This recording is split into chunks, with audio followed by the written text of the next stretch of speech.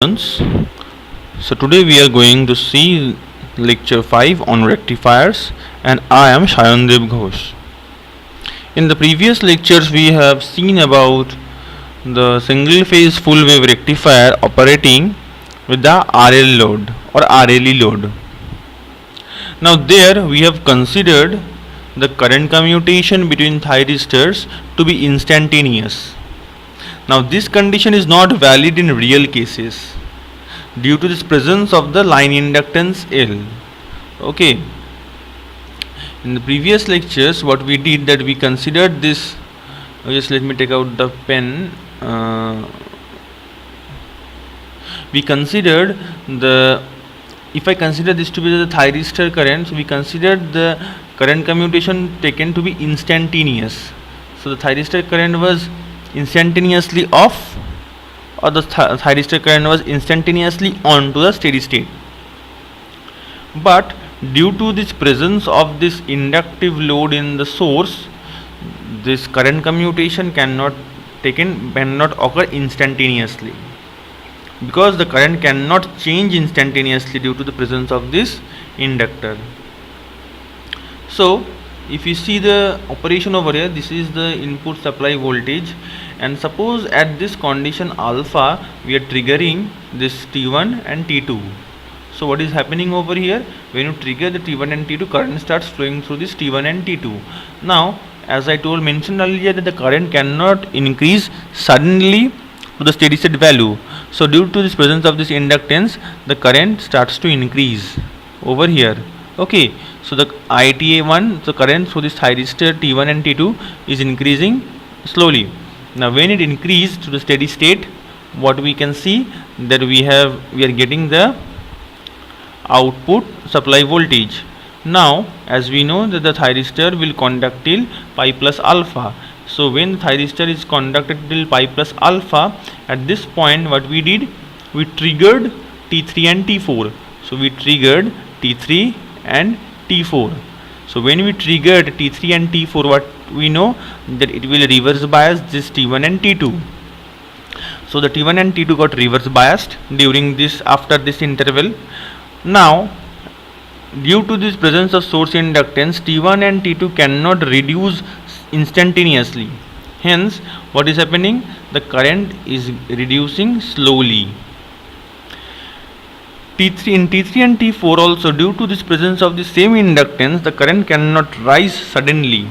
Hence here also we can see that the current is increasing slowly.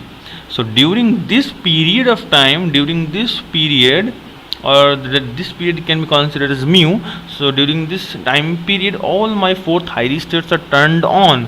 So when all the 4 thyristors are turned on, so then it basically means that my load circuit is being shorted.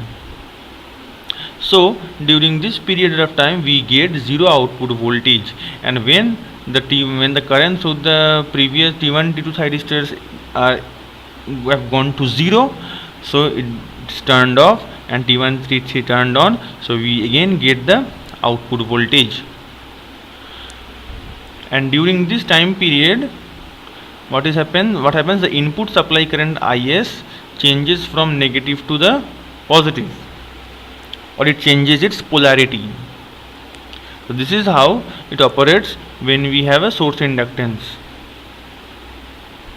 Now here we just do the calculation, that here we can see that some part of this voltage become, so what is the voltage drop over here?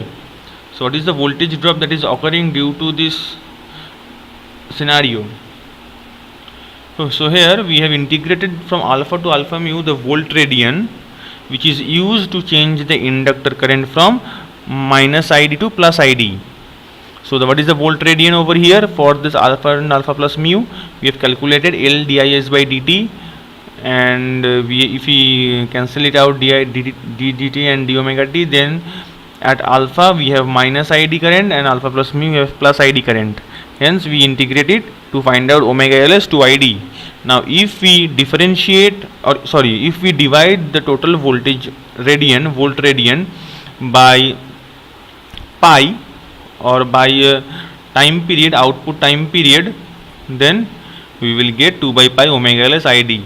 Now we know that the average voltage for a single phase half wave rectifier with the RL load without source inductance is 2 Vs by pi cos alpha, and due to this presence of the source inductance the voltage drop is 2 by pi omega less Id. So we simply subtract that. So this is the average output voltage for a single phase half wave rectifier with the presence of single phase full wave rectifier with the presence of source inductance. Now here we can see that the single phase full wave rectifier can be operated in the inverting region. Okay, so how it happens basically, when the firing angle alpha becomes greater than 90 degree, then it is possible to, when the firing angle is greater than 90 degree, then it is possible to obtain the negative average voltage, and in this condition what happens, the power is fed back from this DC side to the AC side. Power is fed back. Now this operating mode is called the inverter or inverting mode. In practical cases this mode is only possible in practical cases this mode is only possible when you have this type of configuration. Why? Because thyristors allow unidirectional flow of current. And hence in this type of configurations only the inverting mode is possible. And here at alpha 135 just we are triggering, and we just got the output voltage is conducting till pi plus alpha. Again at pi plus alpha we triggered and we get the output voltage. This is without the effect of the source inductance. Now with the effect of source inductance what happens, you trigger it out at trigger. When you trigger it out, all 4 thyristors conduct, 2 thyristor stops conducting, then you start to get the average output voltage till pi plus alpha. Then again it becomes 0, again it starts conducting. Okay, so I hope you understood the difference occurs due to the presence of the source inductance. I hope you enjoyed. Thank you.